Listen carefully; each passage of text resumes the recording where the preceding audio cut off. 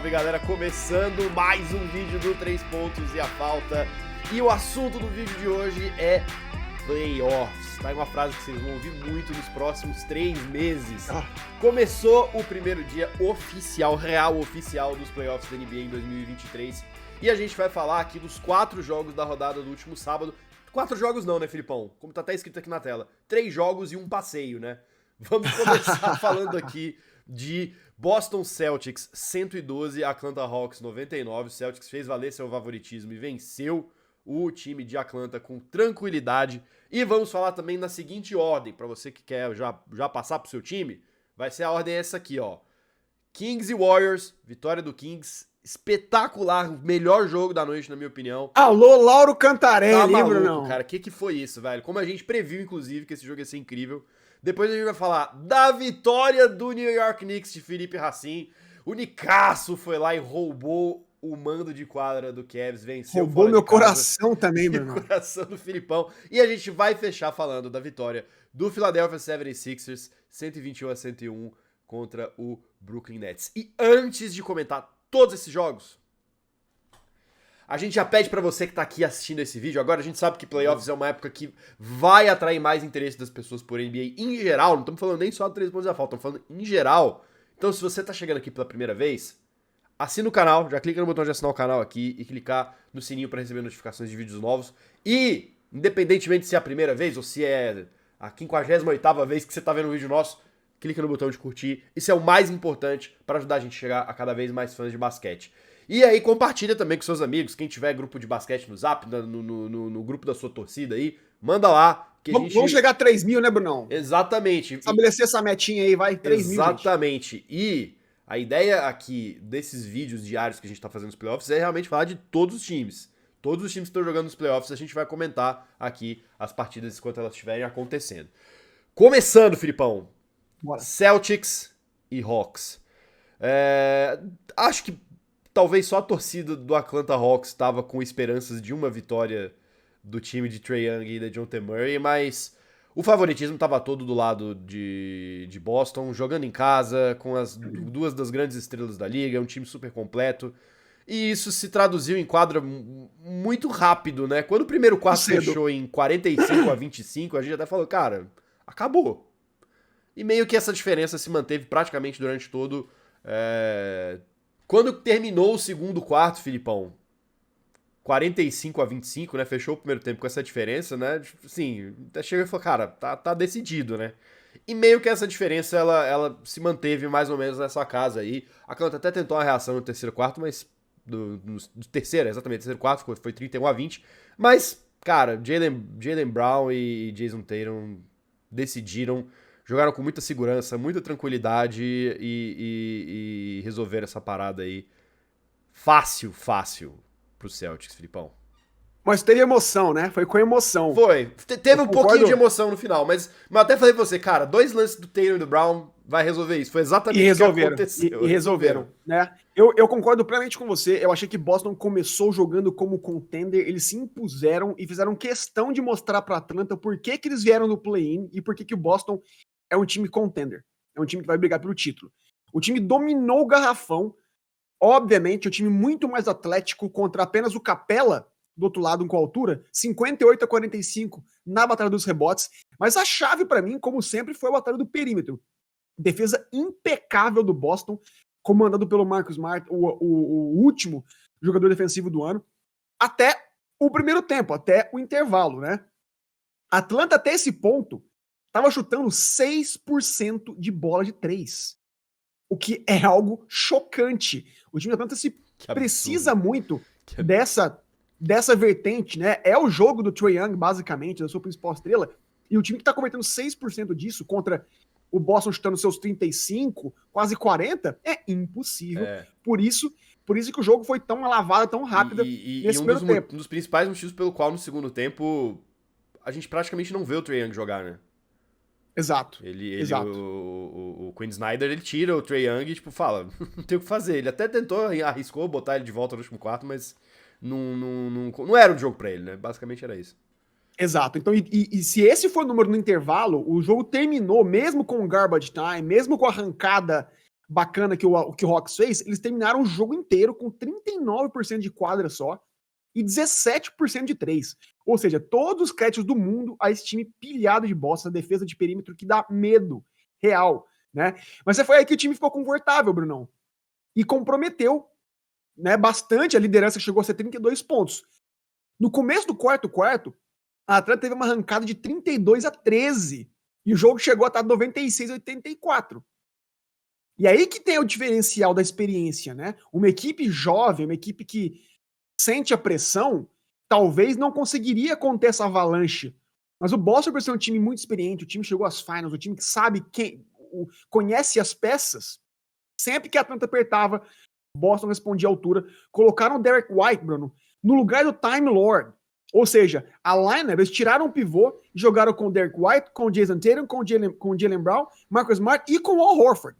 E foi uma small ball lineup tão inteligente que o coach Mazzulla preparou, que deu leveza para esse time conter justamente as transições rápidas e neutralizar DeJounte Murray e Trae Young nessa arrancada. E crédito para mim pro Al Horford, que foi um monstro nos dois extremos da quadra. O mais interessante é que eu adoro essas coisas. O cara teve 6 pontos só, Bruno. Quem olha a stat sheet, o cara tem 6 pontos. Como que ele foi um monstro? Mas ele foi mais 16 no plus-minus. É aquele cara que joga quieto, mas quando precisa dele, como precisou-se dele no clutch time, teve 2 bolas de 3 super clutch na zona morta e um block crucial justamente quando a Atlanta estava crescendo no jogo.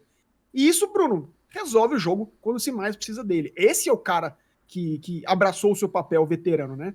Sim. Tatum novamente monstruoso, principalmente no primeiro tempo, quando o Boston deslanchou, terminou o jogo com 25 pontos e 11 rebotes. O Jaylen Brown foi cestinha com 29 e 12, né? 29 pontos e 12 rebotes, mas me assustou os 6 turnovers dele. Dos 16 turnovers de Boston, que é um grande problema, foi o grande problema desse time nas finals do ano passado, 6 foram do Jaylen Brown. Então eu espero que ele seja um pouco mais preciosista com essa bola, para não ter emoções, porque o torcedor do Celtics não precisa disso. Derek White foi excelente também, cobriu o Brogdon, que não teve um jogo bom, e teve 24 pontos, 5 rebotes, 7 assistências e 4 bolas de 3, crucial também. Ou seja, Bruno, para envelopar, olha quantos nomes eu mencionei. Olha quão profundo esse time é. Olha quão maduro eles mostraram ser, já tendo adversidades logo no primeiro jogo. Olha quanta versatilidade, porque o coach Mazzulla pode transformar sua lineup de várias formas para conter qualquer tentativa tática do Quinn Snyder. Agora, precisa jogar mais concentrado. Foi bom tomar susto logo de cara, porque vão aprender e eu espero sim uma resposta bem rápida no jogo 2. É, uma resposta bem rápida e acho que, acima de tudo, aproveitar o mano de quadra, né? Porque, assim, se já toma esse susto, obviamente, sim, né? Não fez diferença no placar, mas é aquele tipo de coisa, é aquele tipo de... É como a gente fala dos intangíveis, né? Aquele intangível ali que o time deixa escapar um pouquinho do controle, o negócio pode desandar. Não desandou justamente por conta de toda a experiência e de jogadores certos aparecendo na hora certa, como você falou, que foi o caso do Al Horford e tudo mais. Mas jogando em Atlanta, talvez eles não tenham essa oportunidade. Então realmente tem que manter o controle do jogo o máximo possível. Mas eu acho que, assim, mesmo tendo esse susto, o resultado de hoje me faz acreditar que potencialmente a gente vai ter uma varrida aí também. No máximo vai a 5. Eu acho que talvez a Atlanta tire. Porque esse time de Atlanta também gosta de aprontar, né? Às vezes os caras... o esquema deles funciona, o Trae Young tá pilhado, cai as bolas, cai um monte de bola de 3 e o cara chega quente no jogo e o Atlanta consegue. Se tem um time que consegue vencer favoritos, esse é o Atlanta Hawks. Já provou isso várias vezes, especialmente em playoffs. Mas eu acho que acima de tudo demonstra mesmo uma superioridade de talento e de habilidade como um todo, assim, né? Esse time de Boston, porque realmente não teve muitas chances a Atlanta nesse primeiro jogo. Vamos então agora pro nosso segundo jogo aqui, Filipão. Meu amigo. Que jogo, meu Deus. Cara, você foi dormir pilhado, velho. Sabe quando o jogo te deixa pilhado, cara? Eu nem torço pra esses dois times, é que é um mais maluco, velho. Sacramento Kings. O primeiro que. Vamos lá, o placar eu acho que ele já ilustra perfeitamente o que aconteceu nessa partida. Sacramento Kings 126, Golden State Warriors 123, Filipão. Só isso, só isso. Impressionante, cara. Eu tô aqui buscando palavras até agora, porque a gente se falou bastante durante essa partida. E o Knicks tinha acabado de ganhar. E eu consegui ficar mais pilhado pro jogo do Kings do que com o Knicks. Foi algo impressionante. Absurdo, cara. Foi absurdo, completamente absurdo. E eu até aproveito, obviamente, para mandar um grande beijo pra torcida da Sacramento Kings Brasil, do nosso irmão Lauro Cantarelli, como esses caras torceram deve estar esse feliz ano. esse domingo aí, a galera torcida do Sacramento, hein? Galera do Kings Brasil, comemora. É de vocês o momento. Que vitória. E nós estamos aqui oferecendo a plataforma para vocês comemorarem. Então use os comentários aqui do jeito que vocês quiserem. Mas, Brunão, foi um senhor jogo. A gente falou a semana inteira que seria o melhor jogo dos playoffs, o melhor matchup. E foi um basquete absolutamente de alta qualidade. Transições frenéticas. Uma velocidade caótica no jogo que eu amei, cara. E com todo respeito ao Golden State Warriors, o Kings merecia uma noite como ontem. Primeiro jogo de playoff lá em Sacramento em 17 anos. Temporada totalmente convincente. E o Conde de Fadas continua com a vitória que vai dar muita moral. O ginásio ontem estava ensandecido e essa vitória, esse jogo 1 era muito crucial. Porque se eles perdem o primeiro jogo logo de cara e perdem o mando de quadra para esse time do Warriors, é muito difícil reverter. Mas quando eles ganham esse primeiro, muda uma coisa dentro do psicológico deles e eles vão levar o restante da série com mais confiança. Jogo muito parelho até o terceiro quarto, quando o Warriors começou a querer ser o Warriors de terceiro quarto que levou-os ao título ano passado. Mas aí que o Mike Brown tem uma sacada muito grande. Ele percebe que o Warriors estava se aproveitando do fato de que, com o Sabonis em quadra, o time do Kings é um time um pouco mais lento, porque eles dependem de pick and roll, dependem de switching. Quando ele tira os Sabonis de quadra e bota os caras, os shooters, o time fica completamente ágil, espaçado, e as bolas de 3 finalmente começaram a cair. E aí eles foram imparáveis. O Curry bem que tentou sendo o Steph Curry, que, aliás, que absurdo é o Steph Curry. Cresceu de novo, né? Mais uma vez. É espetacular. E é uma escolha, são escolhas de arremessos assim, que você, quando ele arma pra chutar, falando, cara, peraí, não faça daí. E a bola cai. É impressionante a habilidade que ele tem de criar arremesso, criar pontuação de onde não tem. Mas foi aí que, Bruno, o jogador mais clutch da liga decidiu de novo. Foi a hora que precisamos falar sobre De'Aaron Fox. Eu acho que é muito legal, porque assim, a gente tem vídeo falando sobre ele aqui, um vídeo que a gente basicamente foi falar de jogadores clutch, até porque tem um prêmio novo, especialmente para esse tipo de situação na NBA, mas eu acho que talvez tenha sido a grande apresentação do De'Aaron Fox pro resto da liga, né, para as pessoas que acompanham a liga, né, vou ver os playoffs agora e começa a ver mais jogos de outros times também. O que foi isso, Filipão? 38 pontos, cara, e a maior parte deles justamente no clutch time. Irmão, 38 pontos em 13 de 27 de quadra, altíssimo aproveitamento contra uma defesa física do Warriors em cima dele, 4 de 8 de 3, que não é a boa dele, ele teve 50% de aproveitamento, 8 de 12 nos lances livres, e o melhor, do primeiro jogo de playoff da carreira dele. E o mais interessante, você mencionou que agora ele deu cartão de visitas pro mundo, mas o legal de quem acompanha, do torcedor do Kings, e pra gente estar acompanhando esse time a temporada inteira, ele não fez nada que ele já não vinha fazendo o ano inteiro. Então esse é o De'Aaron Fox, não foi um jogo, cara, é um outlier, foi um jogo que a gente não vai ver mais. Ele é esse cara, ele tem sido esse cara confiável, esse cara que chega no quarto, põe a bola embaixo do braço e não erra. E a história fica melhor ainda quando você pega o contexto. Quando o Kings troca o Haliburton para Indiana pelo Sabonis, bancando o Fox, dizendo que nós vamos construir ao redor deste cara, muita gente criticou. Muita gente disse. É verdade. O maior talento era o Haliburton. Especialmente porque o Haliburton imediatamente começou a dar muito certo em Indiana, né? Então. Exatamente. Então ficou essa preocupação pro torcedor do Kings. Mas a noite de ontem provou que tudo que eles fizeram, Bruno, foi certo. Acreditar no De'Aaron Fox, que se transformou no cara mais clutch da liga hoje, num talentaço, um cara que vai brigar por ser First Team All-NBA, que seria incrível, e que eles realmente podiam competir agora. O Haliburton é um talentaço, mas quando você tem 2 caras jovens no time, o time fica menos pronto do que com um cara como o Sabonis, mais experiente, e que engrossou o caldo desse time. Então, acerto imenso para esse time de Sacramento. Destaque também, obviamente, Bruno, Malik Monk, absurdo vindo do banco. Não errava nunca o cara, velho. Tá doido, velho. E ridículo. 32 pontos vindo do banco, como eu falei, mas o mais importante foi 14 de 14 na linha de lance livre. O cara foi agressivo, penetrava, sofria falta, não errou da linha de bonificação e terminou o jogo com plus 10 no plus-minus. Achei também que o Davion Mitchell encabeçou a defesa de perímetro do Kings, fez um excelente trabalho no pool e conseguiram conter os 3 pontos do Warriors. Obviamente que não tem como conter o Steph Curry nunca, mas num trabalho coletivo, em termos de time, eles conteram muito bem, sim, a maior arma do Warriors e atacaram absolutamente em transição, em pull-up shots, né, Brunão? Sim. E conseguiram uma vitória incrível, histórica, e que tende, Brunão, a ficar mais interessante ainda.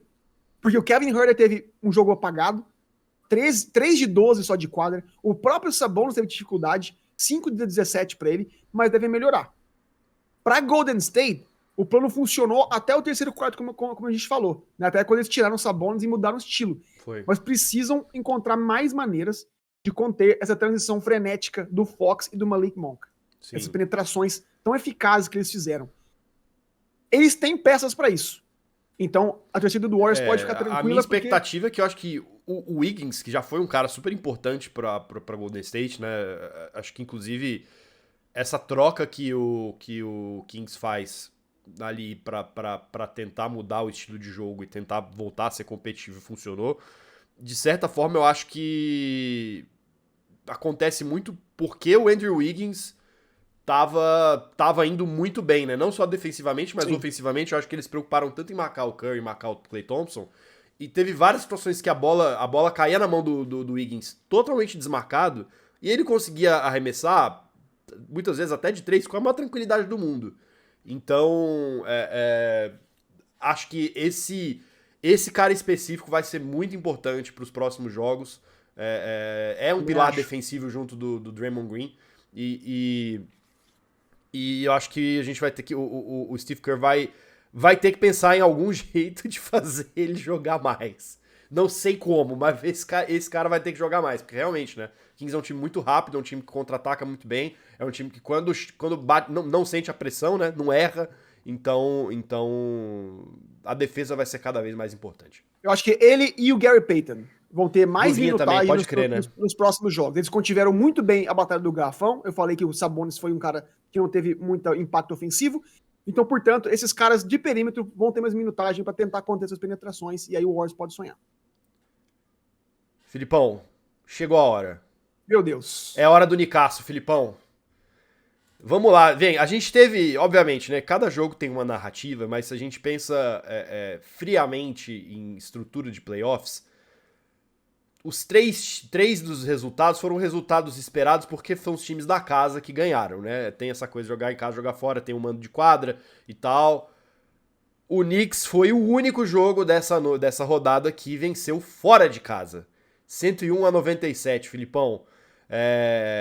Foi um jogo bem disputado em todos os momentos, né? Assim, eu acho que nenhum time chegou a ter uma diferença muito grande, né? De placar. Eu diria talvez no máximo ali logo no primeiro quarto, que o Knicks fecha com 6 pontos de diferença. Mas eu acho que o que mais me surpreendeu... A você não surpreende porque você tá acompanhando esse time mais do que provavelmente todo mundo. Acho que só o Knicks Fans Brasil, a galera do Knicks Fans Brasil, que acompanha igual você. Mas o Knicks, o que me impressionou muito foi a segurança com a qual esse time jogou, né? Acho que talvez seja um adjetivo que quem não tá muito ligado no Knicks, especialmente nessa temporada, não associaria ao time de Nova York. Mas jogou com segurança, jogou com autoridade, jogou com mentalidade de campeão.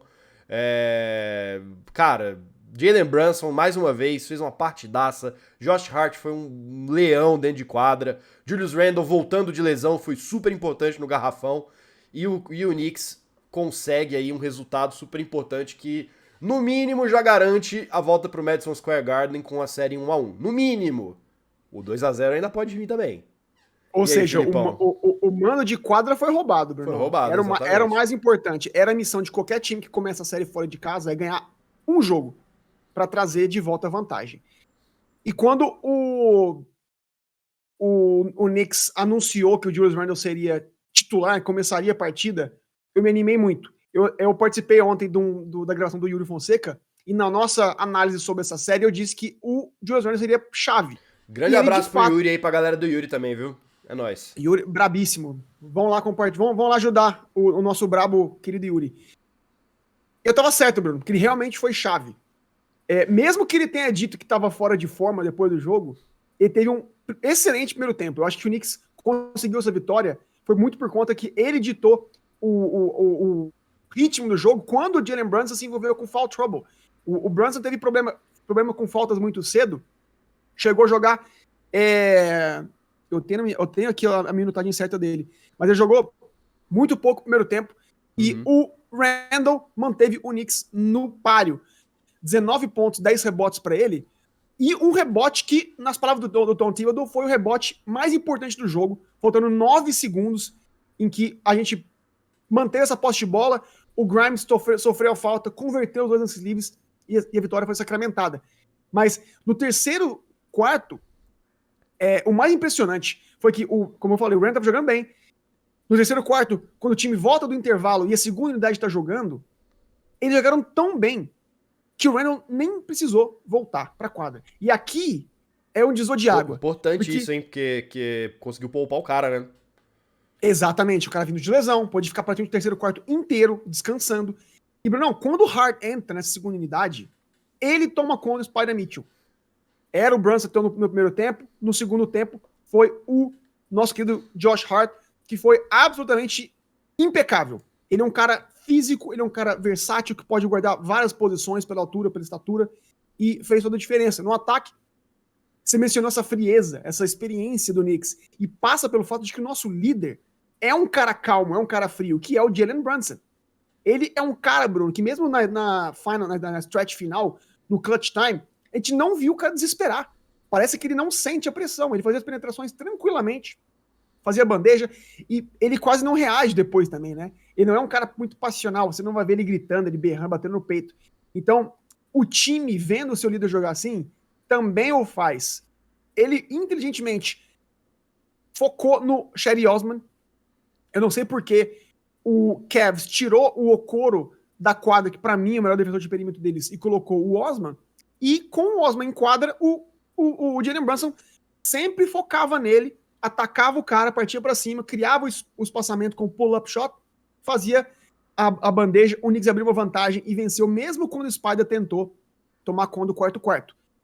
21 dos 27 pontos do Jalen Brunson foram no segundo tempo. Eu mencionei a minutagem do primeiro tempo, jogou só 9 minutos no primeiro tempo inteiro.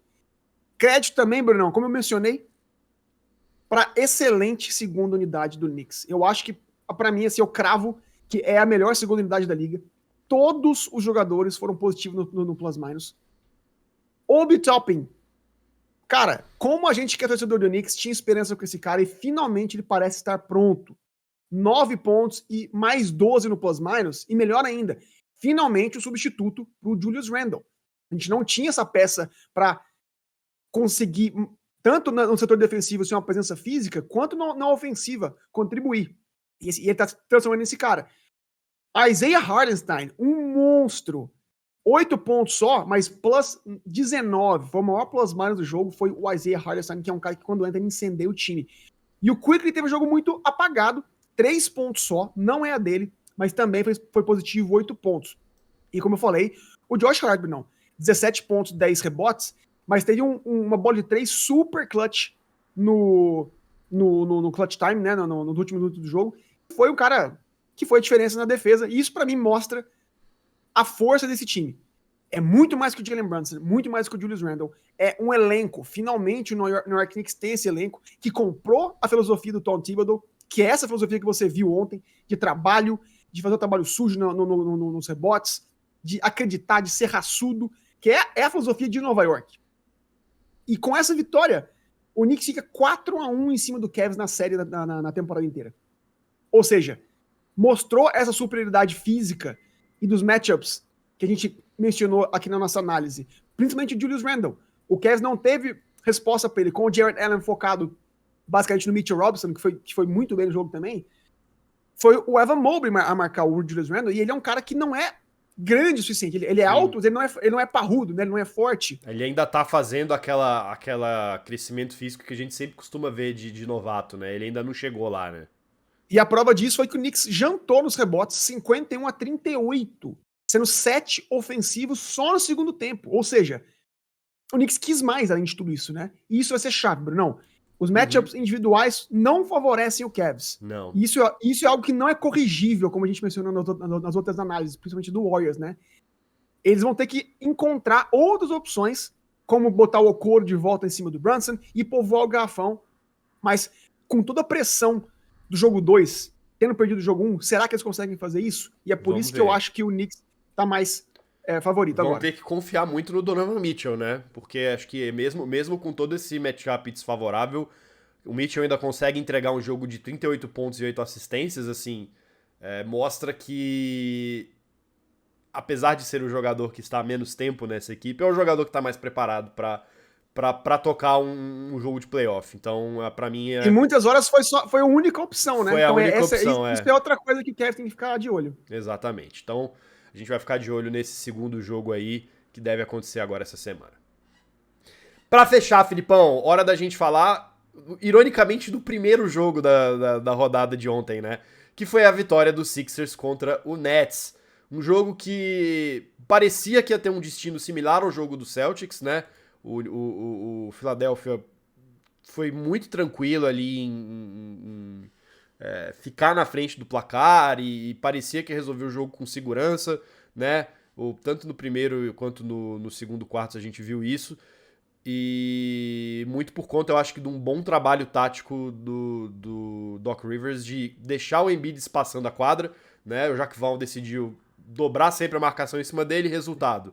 Armadores do Sixers totalmente livres para fazer chover bola de 3, foi exatamente o que decidiu. Fez essa diferença ficar tão grande logo no começo. Só que o Nets começou a reagir. E começou a se aproximar. Mais uma vez, Mikal Bridges, um cara... Eu sou fãzaço do Bridges, fez 30 pontos, incansável.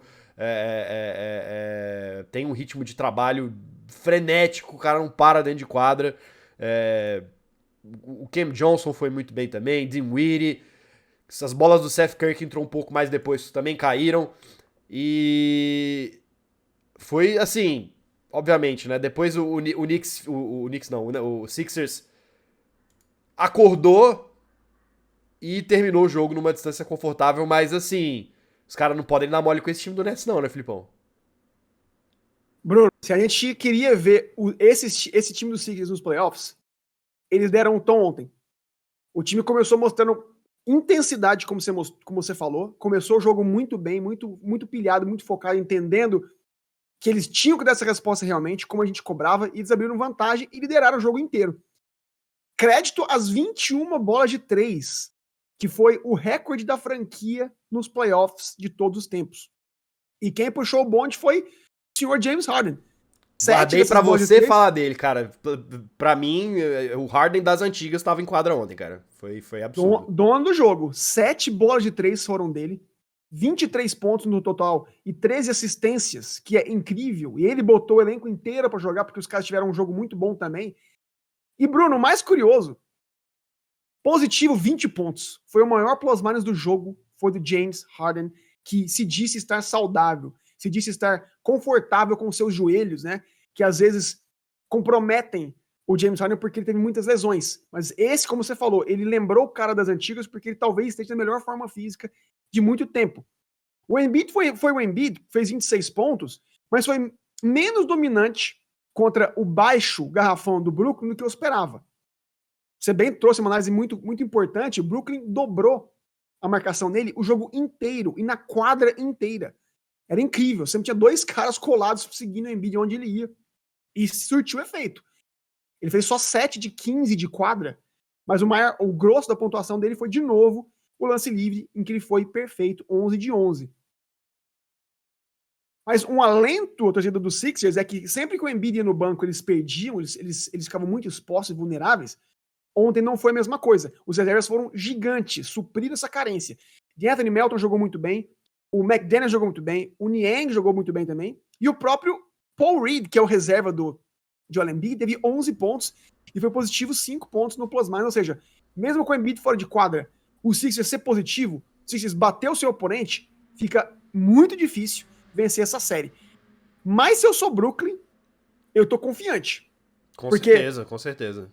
Se a gente conseguir, assim, eu tô pensando como eles, se nós conseguimos conter o Embiid, né, pra apenas 15 arremessos de quadra, 7 convertidos só, e né? Jogando na casa deles. Ainda. Menos de 30 pontos. Se o Brooklyn é um pouco mais físico e intenso no perímetro para conter justamente essas bolas de 3, dá para sonhar. A defesa precisa apertar um pouco mais, que é a boa deles. Sim. É por isso que o Finney Smith tá lá. É por isso que o Cam Johnson tá lá. O Bridges, por exemplo, é um excelente jogador de perímetro. Se eles são um pouco mais agressivos e conseguem enxugar um pouco essa alta porcentagem do Philadelphia, dá pra sonhar. Eles têm o plantel também pra isso. Eles têm o Joe Harris do banco que não jogou bem, que pode jogar. Seth Curry pode desequilibrar num jogo.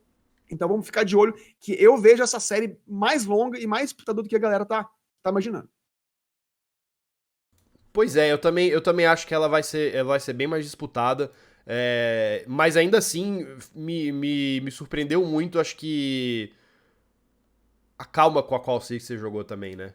O Sixers estava muito, muito tranquilo em quadra. Mesmo quando você teve essa chegada do Nets, os caras respiraram. Acho que o fator James Harden contribuiu muito, cara, super experiente, tá em forma física boa, né? Distribuiu bem a bola, fez o time dar aquela tranquilidade e falar, não, a gente tá ganhando, vamos manter isso aqui, né? Vamos botar a bola debaixo do braço, resolver. E resolveram, mas de fato é uma série pra prestar atenção. Apesar desse primeiro jogo não ter ido muito fora do script, acho que tem potencial aí pra ir pra jogo 5, jogo 6.